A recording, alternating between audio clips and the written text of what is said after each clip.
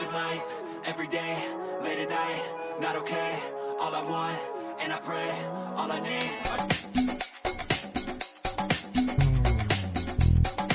Showbiz Kachika TV.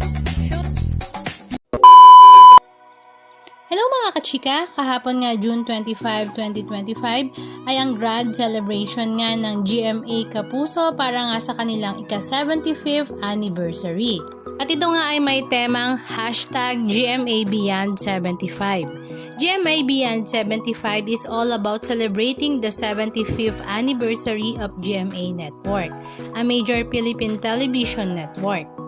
And the event is a grand celebration featuring a star-studded red carpet event, performance, and tributes to the network's history and the people behind its success. It's a night to honor the network's journey and its impact on Philippine television. At syempre dahil ito nga ang kanilang ika-75th anniversary, kaya naman ang kanilang mga kapuso star ay present nga sa event na ito. Siyempre ito nga ay pinangunahan ng mag-asawang primetime king and queen na sila Ding Dong Dantes at Marian Rivera. At syempre naroon din nga ang mga veteranong aktor at aktres ng GMA Kapuso katulad na nga lang ni Gabby Concepcion, Miss Manilyn Reynes, Miss Gladys Reyes, Gabby Eigenman, Miss Bina Morales. Hindi naman nagpahuli sa kanyang napakagandang blue gown ang comedy queen na si Miss Ai Ai de las Alas. Maging si Bitoy Michael B, Richard Yap, at nakakatuwa ngang sabay naman dumating sa red carpet ang magkatandem na sila Kuya Kim Atienza at Pokwang. Ang mag-asawang Soren Legaspi at Carmina Villaruel naman ay talaga namang sobrang gaganda at talaga namang hindi nga mukhang tumatanda. Kasabay na rin nga nilang rumampa ang kanilang kambal na si Mabi at Cassie. At sa video namang ito ay talaga namang mapapansin na sobrang payat na nga at sexy ni Cassie, parang magkapatid na nga lang sila ng kanyang mami na si Carmina. Ang newlywed couple naman na sila E.A. de Guzman at Shaira Diaz ay sabay ngang rumampa sa red carpet.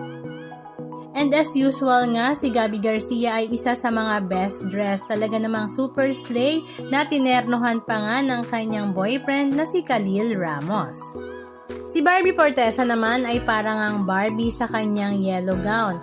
Samantala, ang pambansang Ginoo naman na si David Licauco ay super fresh nga sa kanyang barong Tagalog. Si Alden Richards naman ay talaga namang pusturang-pustura sa kanyang black suit na talaga namang bagay na bagay nga sa kanya. Naroon din nga ang mga real-life couple na sila Bianca Umali at Ruru Madrid, maging si Raybert Cruz at ang kanyang girlfriend na si Julian San Jose.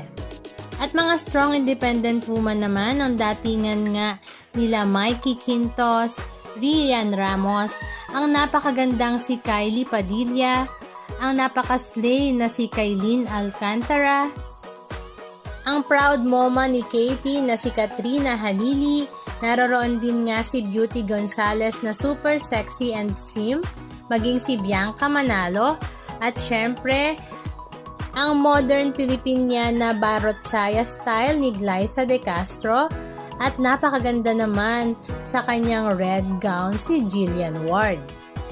Hindi naman magpapahuli sa pagrampa ang mga haligi ng GMA Broadcasting katulad na nga lang ni Miss Jessica Soho, Madam Mel Chanco, Atom Araulio, maging si Igan Arnold Clavio at talaga namang napakarami pang iba. Halika at panoorin natin ang ilan sa mga video clips ganap na kanilang ibinahagi sa kanilang mga social media accounts.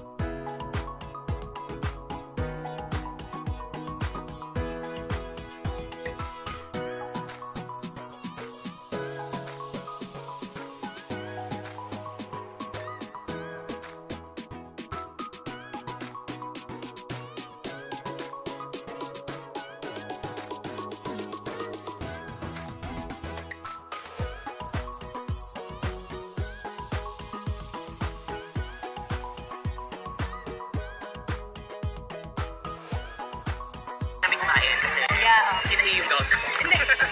Ayaw talaga namin kumain, pero dahil binigyan na kami ng food, nakain na rin kami.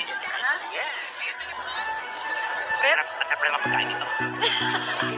Ano malamon? Kasi baka mamaya, Ano?